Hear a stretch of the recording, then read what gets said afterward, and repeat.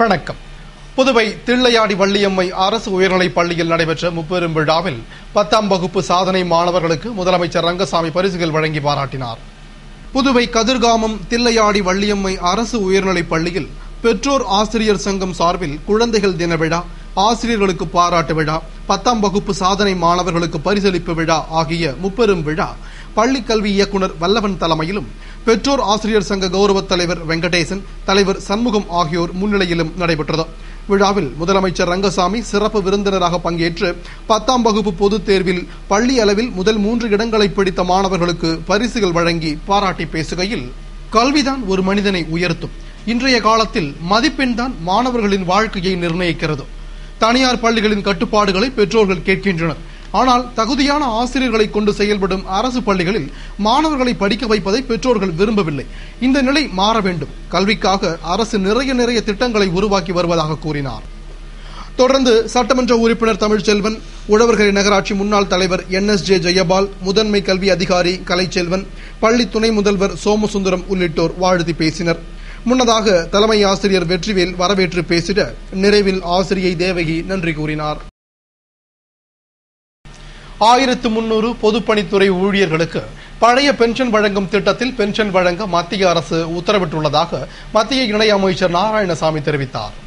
புதுவை வில்லியனூர் மகாத்மா காந்தி இளைஞர் நற்பணி மன்றம் சார்பில் வில்லியனூர் அரசு ஆண்கள் துவக்கப் பள்ளியில் இரத்த தான முகாம் சட்டமன்ற உறுப்பினர் நமச்சிவாயம் தலைமையில் நடைபெற்றது. நிகழ்ச்சியில் சிறப்பு விருந்தினராக மத்திய இணை அமைச்சர் நாராயணசாமி கலந்து கொண்டு முகாமினை துவக்கி வைத்தார்.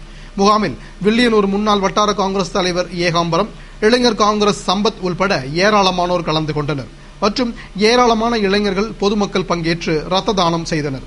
இதனைத் தொடர்ந்து மத்திய இணையமைச்சர் நாராயணசாமி செய்தியாளர்களுக்கு அளித்த பேட்டியில், புதுவையைச் சேர்ந்த 1300 பொதுப்பணித்துறை ஊழியர்கள் தன்னை சந்தித்து மத்திய அரசின் பழைய பென்ஷன் முறையில் பென்ஷன் பெற்றுத்தர வேண்டும் என கேட்டுக் கொண்டதால் மத்திய நிதி அமைச்சர், உள்துறை அமைச்சருடன் பேசி பழைய பென்ஷன் முறையிலேயே வழங்கினால் ஊழியர்கள் குடும்பங்கள் பயன்பெறும் என தெரிவித்ததாகவும், இதனால் 1300 பொதுப்பணித்துறை ஊழியர்களுக்கும் பழைய பென்ஷன் முறையிலேயே பென்ஷன் வழங்க மத்திய அரசு உத்தரவிட்டுள்ளது என்று தெரிவித்தார். மேலும் இதற்கு உதவிய பிரதமர், காங்கிரஸ் தலைவர், நிதி அமைச்சர், உள்துறை அமைச்சர், பாராளுமன்ற உறுப்பினர் ராகுல் காந்தி ஆகியோருக்கு நன்றி தெரிவித்துக் கொண்டதாகவும், மாநில காங்கிரஸ் தலைவர், எதிர்க்கட்சித் தலைவர் உள்ளிட்ட நிர்வாகிகள் முயற்சியால் தான் பென்ஷன் கிடைத்துள்ளது என்றார். மேலும் மத்திய அரசும் புதுவை காங்கிரசும் புதுவை மக்களுக்கு தன்னுடைய பணியை விடாமல் செய்யும் என்று கூறினார். புதுவை இளங்கோஅடியில் அரசு மேல்நிலைப் பள்ளியில் நடைபெற்ற மண்டல அளவிலான அறிவியல் கண்காட்சி நிறைவு விழாவில் அமைச்சர் தியாகராஜன் சிறந்த படைப்புகளுக்கு சுழற்கோப்பை வழங்கி பாராட்டினார். புதுவை அரசு பள்ளி கல்வி இயக்ககம் சார்பில் மண்டல அளவிலான அறிவியல் கண்காட்சி முத்திரையர்பாளையம் இளங்கோஅடிகள் அரசு மேல்நிலைப் பள்ளியில் கடந்த 21ஆம் தேதி முதல் நடந்து அதற்கான பரிசளிப்பு விழா சட்டமன்ற உறுப்பினர் தமிழ்ச்செல்வன் முன்னிலையில் நடந்தது. கல்வித்துறை இயக்குநர் வல்லவன், செயலர் ராகேஷ் சந்திரா ஆகியோர் வாழ்த்துரை வழங்கிய விழாவில் சிறப்பு விருந்தினராக அமைச்சர் தியாகராஜன் பங்கேற்று விழாவிற்கு தலைமை தாங்கி ஒட்டுமொத்த சாம்பியன்ஷிப் பட்டத்தை திருவள்ளுவர் அரசு பெண்கள் பள்ளி மாணவி ஹேமலதாவிற்கும் மற்றும் முதல் 3 இடங்களை பிடித்த பள்ளிகளுக்கு பரிசும் சான்றிதழும் வழங்கி பாராட்டினார். கண்காட்சியில் துவக்க பள்ளி பிரிவில் 77 பள்ளிகளும், நடுநிலை பள்ளி பிரிவில் 145 பள்ளிகளும், உயர்நிலை பிரிவில் 119 பள்ளிகளும், மேல்நிலை பிரிவில் 53 பள்ளிகளும், ஆசிரியர் படைப்புகளாக 12 காட்சி பொருள்களும் என 406 அறிவியல் படைப்புகள் இடம்பெற்றிருந்தன. விழாவின் நிறைவில் பள்ளி முதல்வரும் கண்காட்சியின் ஒருங்கிணைப்பாளருமான வேல்முருகன் நன்றி கூறினார். புதுவை பள்ளி ஆசிரியர் கொலை வழக்கில் குற்றவாளிகளை பிடிக்க தனிப்படை போலீசார் நாகப்பட்டினம் விரைந்துள்ளனர். புதுவை அரியாங்குப்பம் RK நகரை சேர்ந்த செழியன் என்ற அரசு பள்ளி ஆசிரியர் இருசக்கர வாகனத்தில் பள்ளிக்கு சென்றபோது சுண்ணாம்பாறு பாலம் அருகே 3 நபர்களால் வெட்டி கொலை செய்யப்பட்டார். இதுகுறித்து அரியாங்குப்பம் போலீசார் மற்றும் 3 தனிப்படை போலீசார் தீவிர விசாரணை நடத்தி வந்த நிலையில் போலீசாருக்கு கொலை பற்றி துப்பு துலங்கியது. அதாவது கொலைக்கு முன் தினம் அவருக்கு செல்போனில் 150க்கும் மேற்பட்ட அழைப்புகள் வந்ததை அறிந்து அதில் ரியல் எஸ்டேட் தொழில் நடைபெறும் நாகப்பட்டினம், மயிலாடுதுறை, காரைக்காலுக்கு குற்றவாளியை பிடிக்க தனிப்படை போலீசார் விரைந்துள்ளனர். இதனிடையே மருத்துவமனையில் உள்ள செழியனின் உடலை பிரேத பரிசோதனை செய்ய பஞ்சாயத்தார்கள் எதிர்ப்பு தெரிவித்து வருகின்றனர்.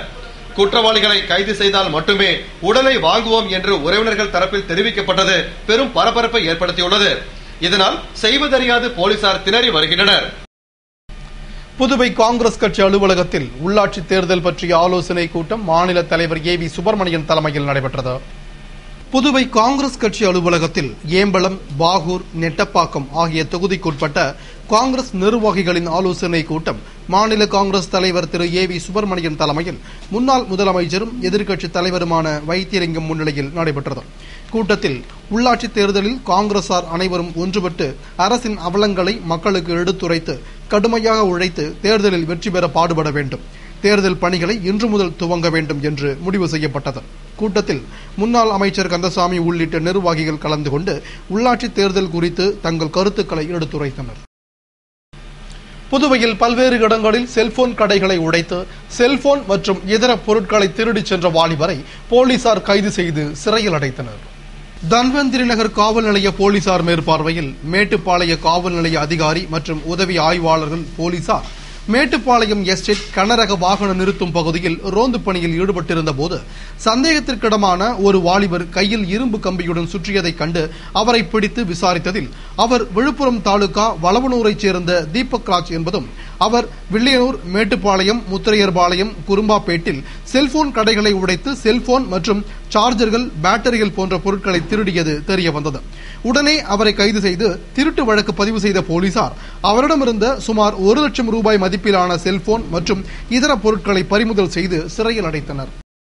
புதுவை அஜீஸ் நகரில் நடைபெற்ற மகளிர் தின விழாவில் அமைச்சர் பன்னீர்செல்வம் பங்கேற்று பரிசுகள் வழங்கி பாராட்டி பேசினார்.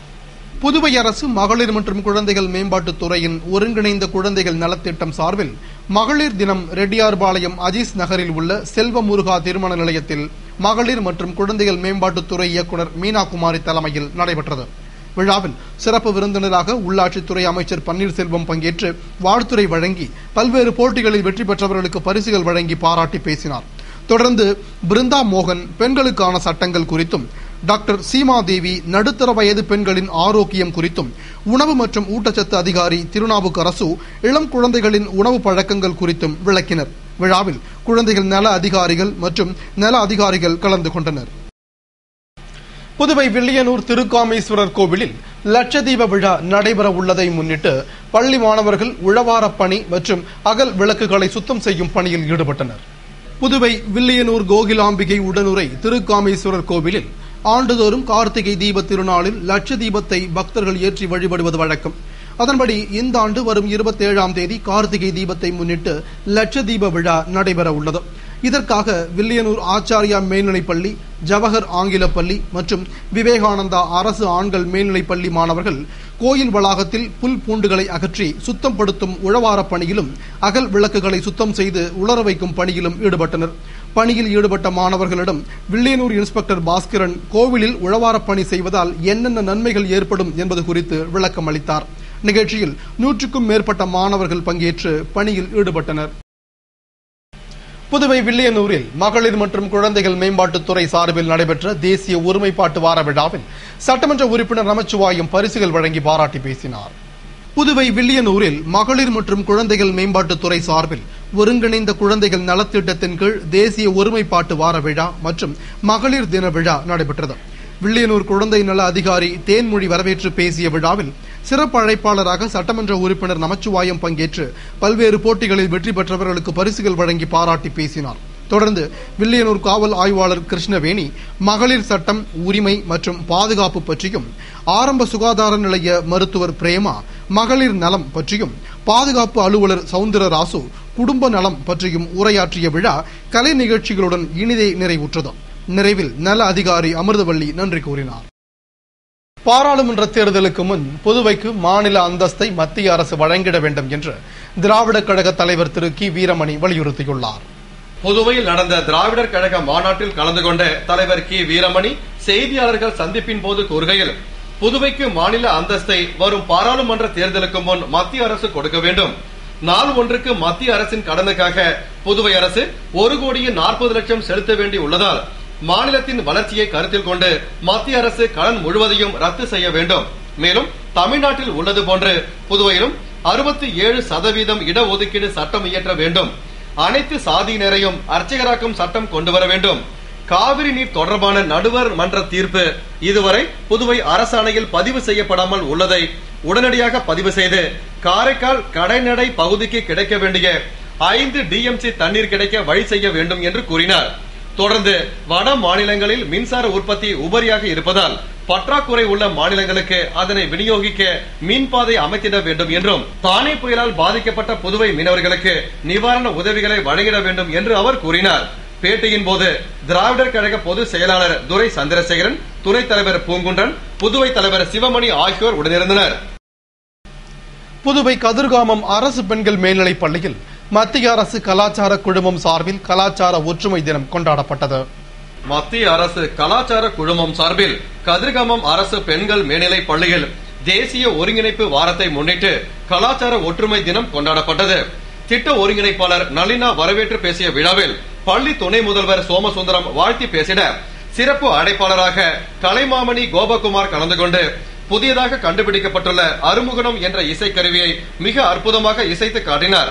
மேலும் இந்த இசைக்கருவி புதுவையின் இசைக்கருவியாக அரசு அறிவித்துள்ளது பெருமைக்குரிய செய்தி என்று கூறினார். இந்நிகழ்ச்சிக்கான ஏற்பாட்டினை பள்ளி ஆசிரியர்கள் செய்திருந்தனர். அதேபோன்று திருவள்ளுவர் அரசு பெண்கள் மேல்நிலைப் பள்ளியில் நடந்த தேசிய கலாச்சார ஒருமைப்பாட்டு நாள் விழாவில் பள்ளி துணை முதல்வர் ராமலிங்கம் தலைமையில் சிறப்பு விருந்தினராக பள்ளி கல்வி இணை இயக்குனர் ரகுபாலன் பங்கேற்று பல்வேறு போட்டிகளில் வெற்றி பெற்ற மாணவிகளுக்கு பரிசுகள் வழங்கி பாராட்டினார். தொடர்ந்து பல்வேறு கலாச்சாரங்களை வெளிப்படுத்தும் நடனம், நடிப்பு போன்ற கலை நிகழ்ச்சிகளுடன் நிறைவு பெற்ற விழாவில் விரிவுரையாளர் குலோத்துங்கன் நன்றி கூறினார். இத்துடன் செய்திகள் நிறைவடைந்தன. வணக்கம்.